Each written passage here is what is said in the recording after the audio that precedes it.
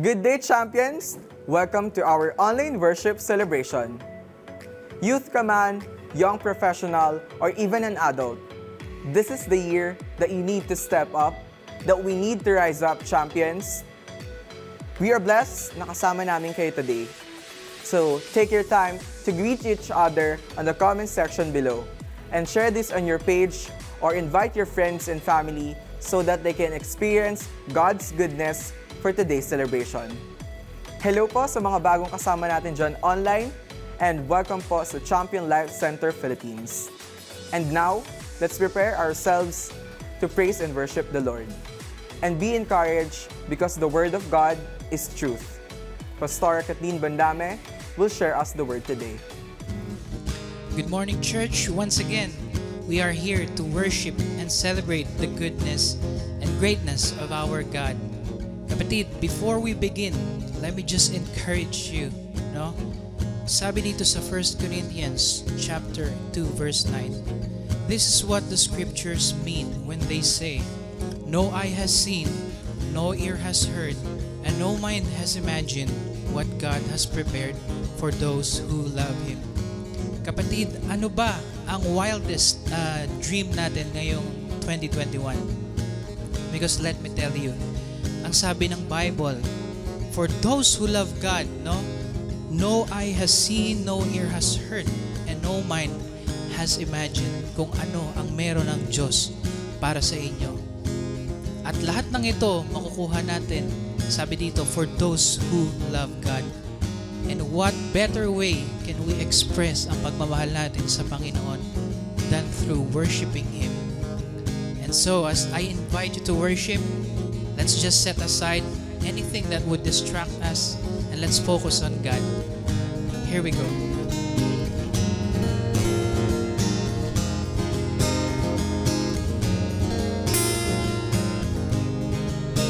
Oh, Jesus.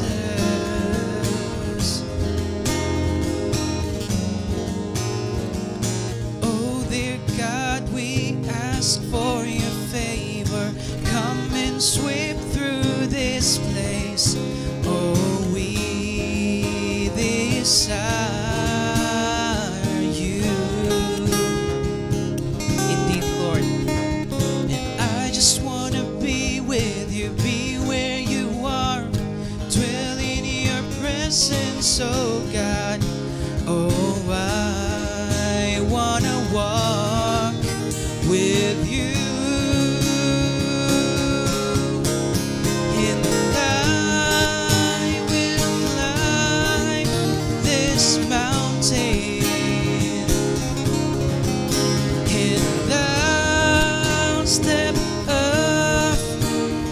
Shore,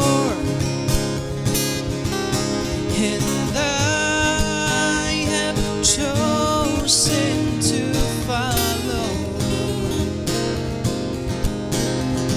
and be by your side forevermore.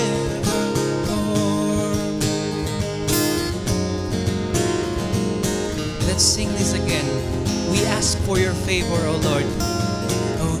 Dear God, we ask for your favor. Come and sweep through this place. Oh, we desire you.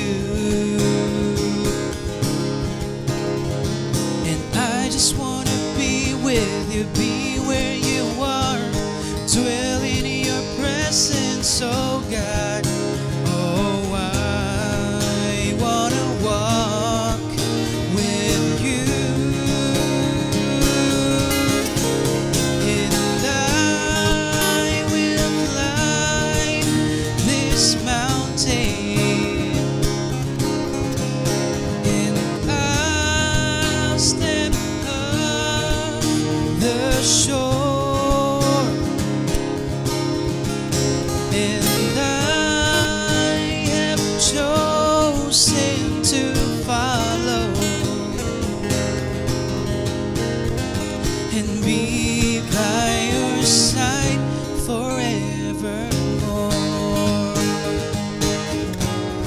Lord, is to be by your side, Lord.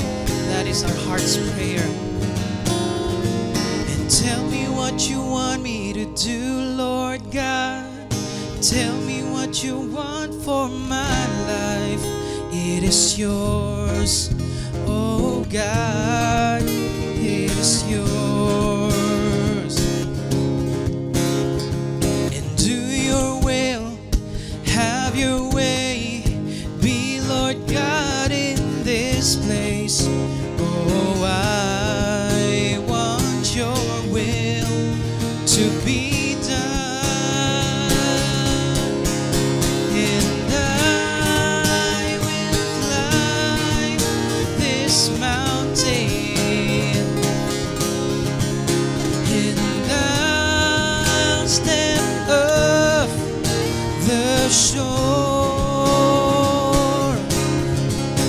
and I have chosen to follow and be by your side forevermore. Sing it again. And I will climb this mountain, and I'll step off the shore, and I have chosen to follow and be by your side forevermore. Oh, it's to be by your side, Jesus, forevermore.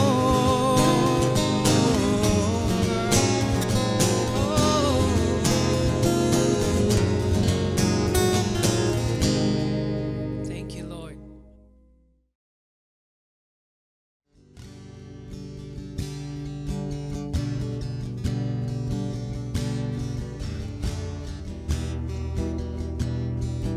Yes, Lord, we continue to worship you at this moment, God. We just set aside, Lord, anything, Lord God, that would hinder us, Lord, from receiving, Lord, what you have in store for us today, God. We believe, God, that you deserve, Lord, all the highest praises, Lord, and honor, Lord, na kaya namin ibigay, Panginoon. So at this moment, God, as we continue to worship you, Lord, help us, Lord God, to just be aligned, Lord God, and to just feel the flow, Lord, of the Spirit. Thank you, Lord. Hallelujah. We give you praise and honor, Lord.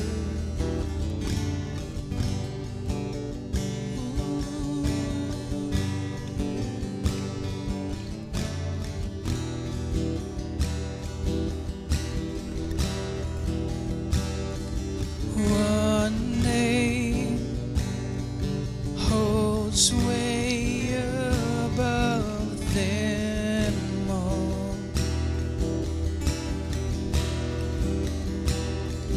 His fame outlasts the earth he formed.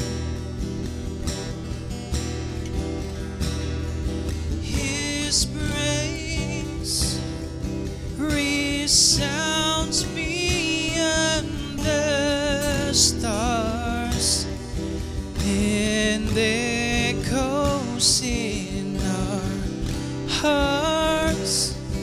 The greatest one of all. His face shines brighter than the sun. His grace as boundless as his love. He reigns for He reigns with healing in His wings, the King above all kings, the greatest one of all. Lift up our eyes, see the King has come, light of the world, reaching out for us. There is no other name, there is no other name, Jesus Christ our God. Oh, seated on high, the undefeated one, and mountains bow down as we lift Him up. There is no other name, there is no other name, Jesus Christ our God. Oh, find hope when all the world seems lost.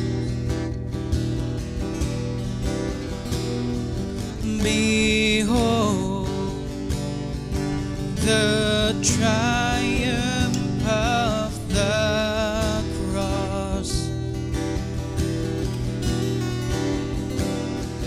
His power has trampled death and grave. Our life found in His name, the greatest one of all. Lift up our eyes, see the King has come, light of the world, reaching out for us. There is no other name, there is no other name, Jesus Christ our God. Whoa, seated on high, the undefeated one, and mountains bow down as we lift Him up. There is no other name, there is no other name, Jesus Christ our God. Oh, sing that again. Oh, lift up our eyes, see the King has come, the light of the world, reaching out for us. There is no other name, there is no other name, Jesus Christ our God. Oh, seated on high, the undefeated one, and mountains bow down as we lift Him up.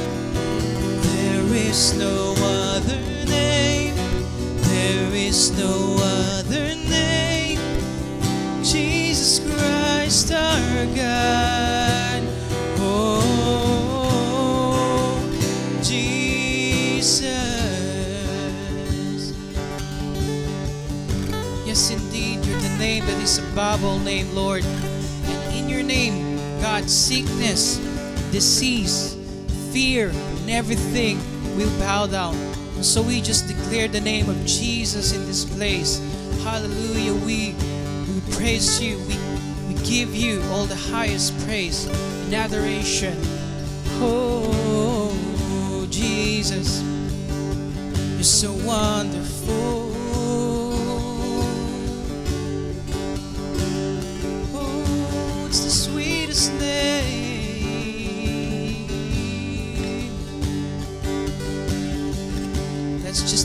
this church.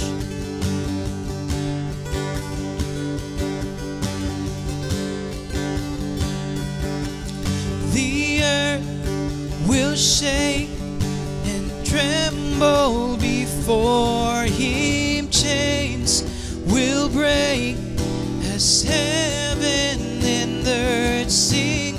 Holy is the name, holy is the name of Jesus, Jesus, Jesus. Sing that again. The earth will shake and tremble before Him. Chains will break as heaven and earth sing. Holy is the name, and holy is the name of Jesus, Jesus, Jesus. Oh, the earth will shake and tremble before Him. Chains will break as heaven and earth sing. Holy is the name, holy is the name of Jesus, Jesus, Jesus. Lift up our eyes, see the King has come. Light of the world, reaching out for us. There is no other name, there is no other name. Jesus Christ our God.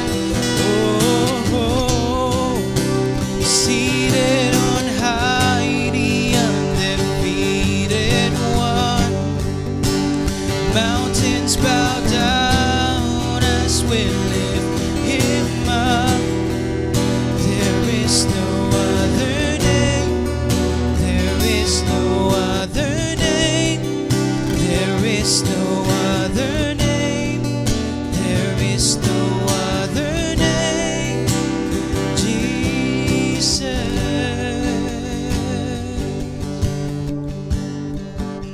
it's Jesus. Oh, the earth will tremble before your name, Jesus. You deserve it all. Hallelujah. Give glory to your name. We exalt you, Jesus.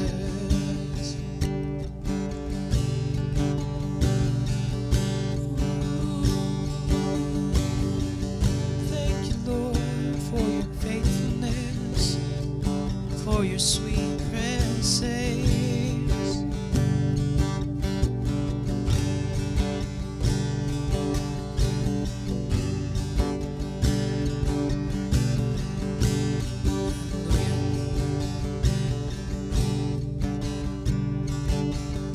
Father, we just thank you, God, that we can come before you and worship, Lord, that we are free, Lord. Thank you, God, that you've given us this liberty, Lord God, to truly know you, Lord. And I just thank you, God, that you are changing us, Lord, every day, Lord. That's what you've stated in your word, God, that we are being changed from glory to glory. Panginoon, maraming salamat, Lord, because you loved us, Lord.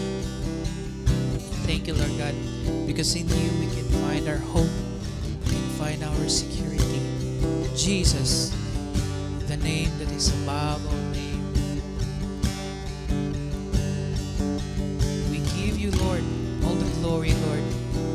Panginoon, sa araw-araw, Lord, help us to really reflect you, Lord God, sa lahat ng ginagawa namin, Lord. Change our heart, Lord God, our ways, Lord, as we know you, Lord. Help us to mature, Lord God, into the image of who Jesus Christ is. Muli, Panginoon, thank you for the word that you have in store for us today.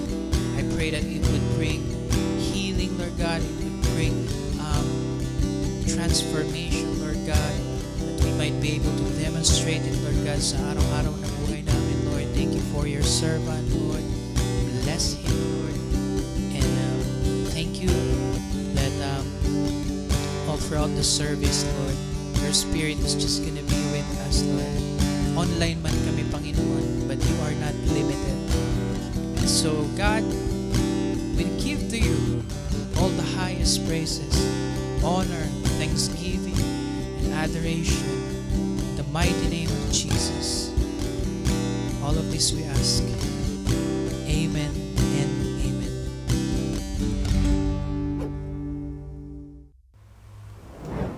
Praise God. Thank you, praise and worship team, for leading us in worship today. Isang pinagpalang araw po sa lahat ng ating mga kasama ngayon online.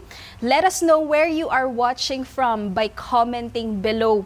Wherever you are right now, welcome to our online worship celebration today. Pwede po nating batiin ang bawat isa na comment section, at para sa mga bago nating mga kaibigan na ngayon pa lang natin makakasama, you can also comment, I am new, in the comment section para mabati din po namin kayo. Last Sunday, we started a new series called The Word Series, at napag-aralan natin that Jesus is the Word. As it says in John 1 verse 1, si Jesus ang salita ng Diyos na nagkatawang tao. Ito po ay ang salitang logos sa Greek na nangangahulugan na kabuo ang mensahe ng Diyos. You know, church, Jesus is the total message of God to man. Lahat ng gustong ipahayag ng Diyos sa tao ay ipinahayag niya sa pamamagitan ng pagkakatawang tao ni Jesus. And today we are going to continue with the second part of our the Word series and learn that the Word of God is truth. Amen. Before we move forward, let us just go before the Lord in prayer. Hallelujah. Father God, we come to you in the name of Jesus, and we say thank you for your grace that we are all here right now to receive from you through your word. As we open our heart today, we ask, Holy Spirit, that you would move and touch each of us in the most personal and special way, that you would lead us into all your truth. We thank you for what you're about to do as you release your blessing upon your church and fill us with your presence right now. In this we pray in Jesus' name, amen and amen. Hallelujah. Church, let us open our Bible and turn to John 18 verses 37 to 38. Nandyan na po ba kayo, church? Now, bibigyan ko po muna kayo ng madaling background tungkol sa passage na ito sa Biblia. Ito po yung time na dinala si Jesus kay Poncio Pilato ng mga Jewish leaders para mahusgahan at mahatulan ng kamatayan. Kasi pinagbibintangan nila si Jesus na lumapastangan sa pangalan ng Diyos dahil sa kinikilala siya ng mga tao bilang hari ng mga Hudyo. Ito yung matapos na magmilagro at magpagaling si Jesus sa maraming tao. Dito tinanong ni Pilato ang isa sa pinakamahalagang tanong sa Biblia. Church, dahil sa kagustuhan niyang malaman kung sino nga ba si Jesus at ano nga ba ang katotohanan tungkol sa pagkatao niya, dito nagpakilala sa kanya si Jesus. Are you ready for the word today? Amen. Let's read it in John 18 verses 37 to 38 in NLT version. Pilate said, "So you are king?" And Jesus responded, "You say I am a king. Actually, I was born and came into the world to testify to the truth. All who love the truth recognize that what I say is true." "What is truth?" Pilate asked. Then he went out again to the people and told them he is not guilty of any crime. Kapag binasa po natin ito sa Tagalog, sinabi, kung ganoon, isa ka ngang hari, sabi ni Pilato kay Jesus. At sumagot si Jesus, "Ikaw na ang nagsasabing ako'y hari. Ito ang dahilan kung bakit ipinanganak at naparito sa sanlibutan upang magpatotoo tungkol sa katotohanan. Nakikinig sa aking tinig ang sinumang nasa katotohanan." Ano ba ang katotohanan? Tanong ni Pilato. Sa ating binasa mga kapatid, dito po natin nakita kung paano nagpakilala si Jesus kay Pilato bilang patotoo sa katotohanan. Jesus identified himself as the truth and the one who has the highest authority to speak of the truth. So ang tanong mga kaibigan, what is truth? Ano nga ba ang katotohanan? Church, hindi po ba lahat tayo, ang hanap natin ay kung ano lamang ang totoo? Gusto nating malaman kung ano lang ang totoo. And nowadays, maraming nagiging viral news online tungkol sa maraming pangyayari at may isang balita na talaga namang tinututukan ngayon ng maraming tao. At ito ay yung nangyari sa isang flight attendant na babae. At kung sinusubaybayan mo ito, isa lang din ang gustong malaman ng nakararaming tao. Ano nga ba ang totoo? Ano nga ba ang totoong nangyari sa babaeng ito? Dahil, ang daming lumalabas na haka-haka, ang daming lumalabas na opinyon, na kwento, komento, iba't ibang panig. So, iba-ibang opinyon ng tao ang mababasa mo online. But let me tell you, friends, right now, that we can't trust everything that we read and see on the internet. Hindi po natin pwedeng pagkatiwalaan lahat ng nakikita at nababasa natin online in the social media. We can't trust everything that we hear from other people. We can't even trust all the facts given to us by our government. Kasi, di ba sinasabi nila, statistics can be manipulated, photographs can be fake, pwede itong i-photoshop, pwede itong baguhin ng tao. Anything or anyone in this world can deceive us, and that's the truth. Pwede tayong maloko at malinlang ng anuman at sinuman dito sa mundo. Kapatid, even ourselves, even our feelings and our thoughts can also deceive us. If you ever think to yourself, I need to know the truth, I need to know what is true about my identity, what is true about people, what is true about the world, what is true about good life, what is true about the future, what is true about the past, what is true about God, then let me tell you, just come to God's Word. Isa sa mga hindi ko malilimutan na turo sa amin during one of CLC's leadership training, tinatawag po natin itong lead school, ay ang pagkakaiba ng opinyon sa katotohanan. And there's this quote na hindi ko makalimutan na itinuro sa amin at sabi, "All I've learned is what I know. All I've learned is not all that there is to know. And all I know is not necessarily so." Sa Tagalog, lahat ng natutunan natin ay yun lang ang alam natin. At hindi lahat ng natutunan natin ay yun lang ang dapat nating malaman. At hindi lahat ng nalalaman natin ay totoo at tama. At ito ay mga pahayag na dapat nating tanggapin sa ating buhay. And we gotta keep seeking the truth and understand that not everything we know is the truth. So friends, the question today is, what is truth? You can ask yourself right now, you can ask God right now, you can say, what is truth, God? Ano nga ba ang totoo? Church, sinong mahilig sa math dito? Huwag niyo po akong iiwanan nagtanong lang po ako, sino ang mahilig sa math dito? Amen? In math, they have a formula. May formula po sila. Kumbaga, kung ang A ay katumbas ng B at ang B ay katumbas ng C, nangangahulugan na ang A ay katumbas din ng C. Nakuha po ba natin? If A is equals to B and B is equals to C, then A is equals to C. So let's try that formula in the biblical term. Alright?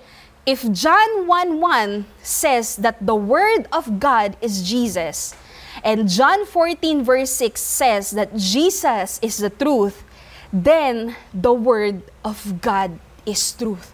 And that's the answer to the question of Pilate when he asked, what is truth? God's Word is truth. Say, the Word of God is truth. Ang salita ng Diyos ang katotohanan.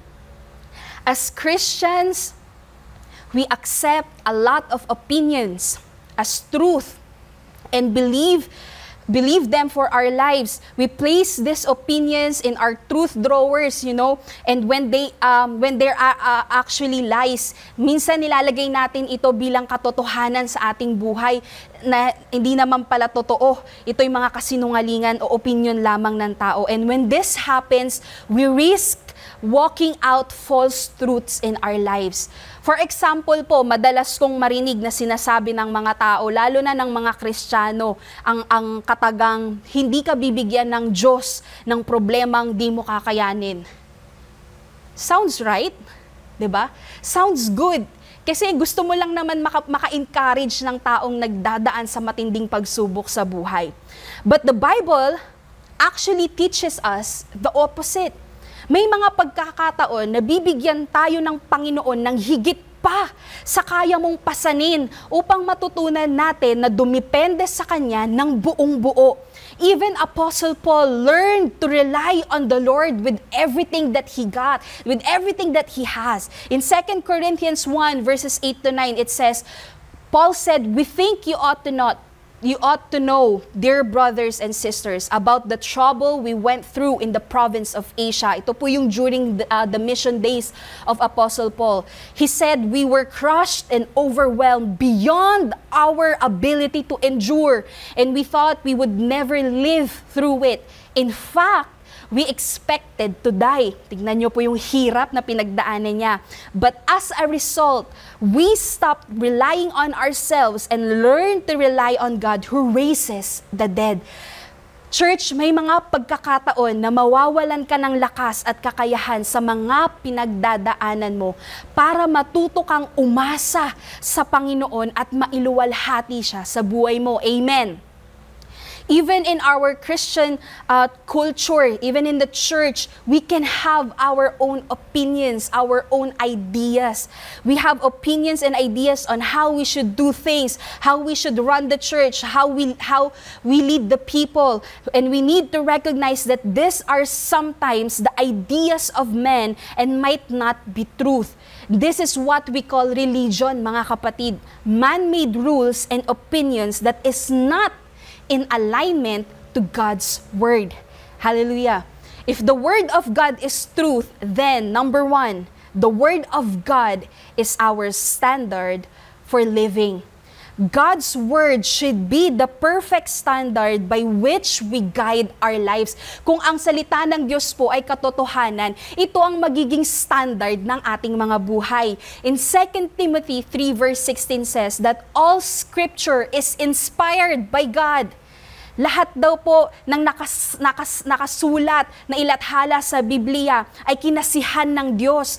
Tinutukoy nito ang katotohanan na ang Diyos ang gumabay sa mga taong sumulat sa mga kasulatan, kaya't ang kanilang mga isinulat ay ang mismong salita ng Diyos. Sa konteksto po ng kasulatan, ang ibig sabihin ng kinasihan ay hiningahan ng Diyos. Nagmula mismo sa Diyos. At dahil nagmula ang salita ng Diyos mismo, sa Kanya ito ay may kapangyarihan.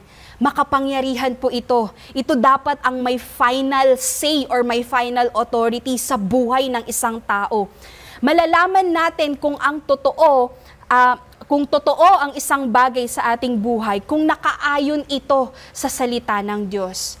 And God's desire is that we base our lives, our thinking, our lifestyle, our speech, our perspective more and more on truth, which is God's Word. As we grow in this process of maturity, we've got to learn to get rid of our own opinions and replace it with God's truth. God desires that we renew our minds with His truth, not just opinions of the world. Kapag po ang isang tao ay walang kinikilalang Diyos sa kanyang buhay, gagawin lang niya ang lahat ng naisin nito. Kagaya po ito nang nangyari sa bansa ng Israel, na nawalan sila ng hari o tagapamuno. Sabi sa Judges 17 verse 6, "In those days, Israel had no king. All the people did whatever seemed right in their own eyes." Pero sinabi sa Proverbs 14 verse 12, "There is a way that appears to be right, but in the end, it leads to death." The Word of God shows us the right way to go, mga kapatid. In Psalm 119 verse 105, it says there, "Your word is a lamp to guide my feet and a light for my path." Kaya kapatid, kung hinahanap natin kung ano ang katotohanan, kung ano nga ba ang totoo, let's go back to the Word of God. Let's find truth in God's Word and allow the Word to lead us where we need to go, where we need to be. Amen? Hallelujah. The second one, if God's Word is the truth, then number 2, the Word of God is what sanctifies us. In John 17 verse 17 says, "Sanctify them by truth. Your Word is truth." Sanctify means to be set apart for a special purpose. To be made holy or pakabanalin. Since God's Word is our standard, it is also true that the Word of God is our standard for holiness. Our world right now is lowering God's standard of holiness. Madalas nako-compromise po nako-compromise natin ang katotohanan ng salita ng Diyos sa pagpapatuloy sa kasalanan dito sa mundo. Church, our goal is to be more like Jesus Christ, to be Christ-like. And the purpose of truth is to impact or influence who we are. Makikita ang pagbabago sa atin, mga kapatid, kung merong pagbabago sa atin dahil alam natin ang katotohanan ng salita ng Diyos. The truth is only completely revealed to us when we know that truth by walking it out in our life, by living it out in our life.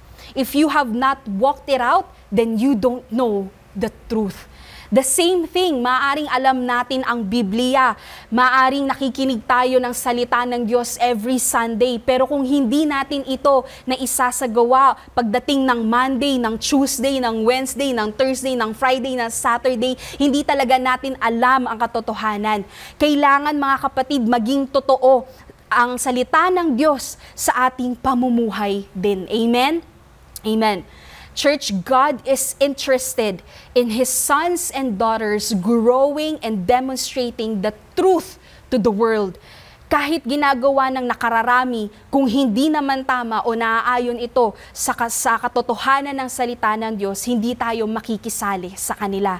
Hindi makikiayon ang mundo sa mga bagay na makadiyos, kaya don't expect that everyone will like you when you follow Jesus, when you obey God's word in your life. Marami ang kukutyain ka, ang aasarin ka, ang tatalikuran ka. Marami ang hindi matutuwa sa mga gagawin mo dahil sa pagsunod mo kay Jesus. And that is normal for a Christian. Normal yan sa isang Kristiyano. Colossians 3 verse 10 says, "Put on your new nature and be renewed as you learn to know your Creator and become like Him." Sabi sa Tagalog, isinuot ninyo ang bagong pagkatao. When you receive Jesus Christ in your life, you become a new creation. The old is gone, the new has come. Sabi, pag isinuot nyo ang bagong pagkatao na patuloy na nagbabago at nagiging kalarawan ng Diyos na lumikha sa inyo upang lalo nyo siyang makilala. Knowing and living out God's word in our lives keep us from sinning. Popular opinion po, mga kapatid, sinasabi ng mga tao, okay lang magkasala kasi tao lang tayo. But God says in 1 John 3 verse 6, "Anyone who continues to live in Him will not sin. But anyone who keeps on sinning does not know Him or understand who He is." The enemy wants us to stay ignorant. Walang alam sa salita ng Diyos. Yaan ang gusto ng kaaway sa atin. Hindi natin malaman, makita ang katotohanan sa salita ng Diyos. But God wants us to know His Word and stand on the truth. Kasi kapag nagpatuloy tayong sumunod sa tama at totoo, hindi tayo mapapahamak o magkakasala. Amen. John 16 verse 13 says, the Holy Spirit, the Spirit of truth, is the one that guides us into all truth. Kaya nga, the truth sets us free from sin, from death, from loneliness. It is the Holy Spirit in us that guides us where we need to go, because that's where the truth is. Doon po yung katotohanan na magpapalaya sa ating lahat.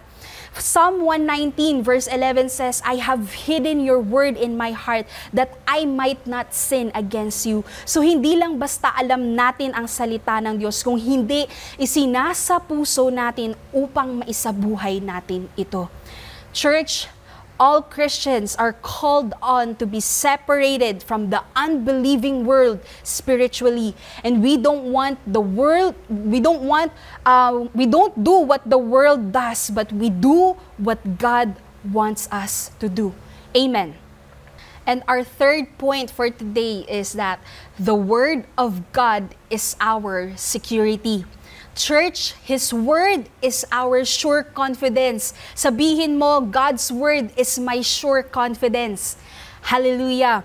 God's promises in His Word are true and applicable to our lives up to this day. Sabi nga ng panalangin ni David sa 2 Samuel 7 verses 28 to 29, For you are God, O sovereign Lord. Your words are truth, and you have promised these good things to your servant. And now may it please you to bless the house of your servant, so that it may continue forever before you. For you have spoken, and when you grant a blessing to your servant, O sovereign Lord, it is an eternal blessing. Hallelujah! What a good news for all of us. Since our God is eternal, the truth of His Word lasts forever. It doesn't change because God does not change. Amen?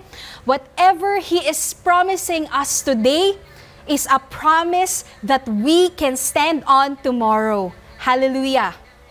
In Numbers 23 verse 19, it says, God is not human that He should lie, not a human being that He should change His mind. Does He speak and then not act? Does He promise and not fulfill? Mga kapatid, makakasigurado tayo that whatever God has spoken is true and reliable. The Word of God also keeps us safe. Ang salita ng Diyos, ang boundary niya para sa atin. Hindi lang ito yung seguridad natin, ito ay protection din natin, mga kapatid. Hindi lang ito yung basta-basta pinagbabawalan lang tayo ng Diyos. God's boundaries keep us protected. In Psalm 119 verses 117, it says, sustain me so that I can be safe and always be concerned about your decrees. Church, staying within God's Word keeps us secure. His boundaries are not designed to restrict us from our freedom, but rather to give us freedom. Parang bakuran lang po ito ng isang bahay, mga kapatid. Kung titignan mo, ang isang bakod, mukhang isang malaking hadlang ito para pigilan kang lumabas, para pigilan kang gumala. Pero kung tutuusin, kung titignan mo ang pinaka-purpose nito, mas may kalayaan kang gawin ang lahat ng dapat mong gawin kung nasa loob ka lang ng bakuran mo. Amen. Church, as we end today's message, if we believe that Jesus is the total message of God to man, then let's look to Him. Let's look to Jesus. Christ equates the message, the Word, with truth itself. What God tells us through the person of Jesus, through the teaching, through the message of Christ, yun po ang totoo. It is actual, it is real, in the deepest and most fundamental sense of it. Jesus is our standard of living, and we should follow Him. We should become more like Him. And we need to intentionally and consistently, church, pakisabi nga yung dalawang salitang yan na dapat hindi natin makalimutan at bitawan. We need to be intentional and be consistent, intentional and consistent, to be in the Word of God daily, so we can be careful to obey it as Jesus had obeyed every spoken word of the Father to him. And where is Jesus right now? He is sitting at the right-hand throne of God. If Jesus followed and obeyed every word that the Father has spoken to him, then we can be assured that every word that was given to us, and if we obey it, if we follow it, we can be sure to be where Jesus is right now. Amen? Amen. And today, if you are not following Jesus yet, if you haven't surrendered your life yet to Christ, if this is the time that you want to recommit yourself to Jesus and say, Lord, mas sinunod ko yung opinion ng tao, mas sinunod ko ang sistema ng mundo, mas sinunod ko ang sinasabi ng iba kesa sa sinasabi ng katotohanan ng salita mo, then this is the time that we give it up to God, that we surrender it all to God, and to commit our lives to Him and say, Lord Jesus, I want you in my life, and I want to follow you for the rest of it. So right now, we have an opportunity to do that, to come before Christ and to just recognize Him for who He is. Sabi niya, He came to this world to testify about the truth, and everyone that listens to Him knows the truth, is in the side of truth. And we want to be in the side of truth. Why? Because it is the truth that will set us free from our sin, from death, from loneliness, from depression. So friends, if you are ready, allow me to just lead you in a short prayer of surrender to Jesus and to ask Him and invite Him to be part of your life, to be Lord over your life. Are you ready? Now let's just bow our heads and repeat after me. Jesus, I thank you that you are for me. I admit that I have sinned against you.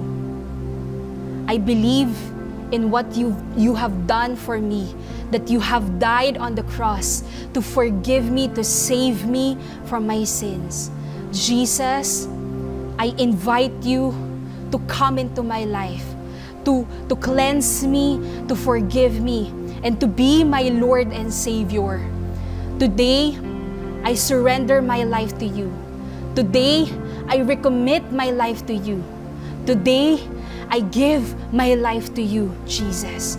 And from now on, help me and lead me to follow you all the days of my life. In your name I pray. Amen and amen. Friends, kung itong panalangin na to ay pinanalangin mo, I officially welcome you to the family of God.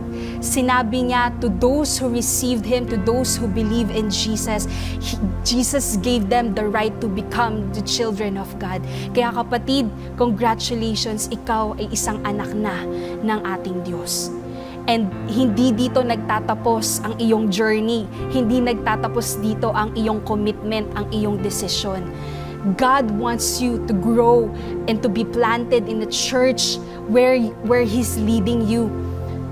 And allow that church to be part of your spiritual journey as you get discipled and as you learn more of the Word of God and you learn more of who Jesus is through His Word. So, wait for the instructions of our host at the end of this celebration para malaman mo kung paano ka makakakonect sa church at matulungan ka sa iyong panibagong paglalakbay kasama si Kristo. Church, I hope that we have all received the Word of God and that we have known what is true, and that is the Word of God. And allow me to just end our celebration with a prayer of blessing upon all of us. Now may the Lord keep you, may the Lord's face shine upon you, and may He keep you safe and protect you wherever you go. And every time that you go in and you go out, you will be blessed by Him. Lord, I thank you that your presence will go with your people and that whoever they meet, they will become an impact to them. God, thank you that you are with us, that you will never leave us nor forsake us. We give you all the glory, all the honor, and all the praise. In Jesus' name, amen. Champions, you have a godly and blessed week. Stay safe, everyone.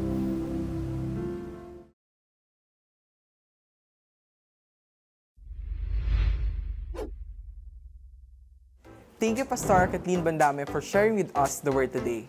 We are super blessed to hear the Word of God. So church, sa lahat ng decision na gagawin natin, mas mag-rely lang tayo sa Kanya dahil ang salita ng Diyos ay siya lamang totoo. Maniwala tayo na ang Kanyang salita ang gagabay sa atin sa lahat ng aspeto ng ating buhay. Sa lahat po ng nanalangin at tumanggap sa ating Panginoon, welcome to the family of God. Please send us a message so that we can connect with you and help you with your new journey with the Lord. Let's move on to our tithes and offerings. Katulad na ng natutunan natin sa 2 Samuel verse 7 verse 29. And now, may it please you to bless the house of your servant, so that it may continue forever before you. For you have spoken, and when you grant a blessing from a servant, a sovereign Lord, it is an eternal blessing. Kaya mga kapatid, sa bawat pagbibigay natin sa ating Panginoon, nakakasiguro tayo na secure ang ating pagpapala na galing sa Kanya. As long as tapat tayo at nagtitiwala tayo na ang pagpapala na galing sa Kanya ay walang hanggan. Amen? Amen. And now, let me pray for our giving. Lord Jesus, we just want to thank you sa lahat ng provisions mo to us and lahat ng blessings mo to us. And guide us, Lord God, na magamit namin ito na naaayon sa iyong kalooban. We just want to thank you and praise you. In Jesus' name we pray. Amen. At kung kayo po ay nangangailangan ng counseling at prayer, maaari niyo po kaming i-message sa aming Facebook page o tumawag at mag-text sa mga numbers showing on your screens. Para naman po sa mga latest announcements at activities, maaari niyo din pong i-like at i-follow ang ating Facebook page at Champion Life Center Philippines. At kung gusto niyo naman pong panoorin ng mga replays ng ating Sunday celebration, mag-subscribe na kayo sa ating YouTube channel, the Champion Life Center Philippines. What's up, LP? Meron din tayong Facebook page at Instagram at Living Proof Youth Philippines. Pwede niyong i-follow para updated din kayo sa ating mga activities. At sa darating na January 30, this is our first ever youth worship service at 7 p.m. So, kita-kits mga ka-LP! At dito na po nagtatapos ang ating online worship celebration. I hope na-encourage and na-blessed po kayo. Stay safe and have a great week, champions. Bye!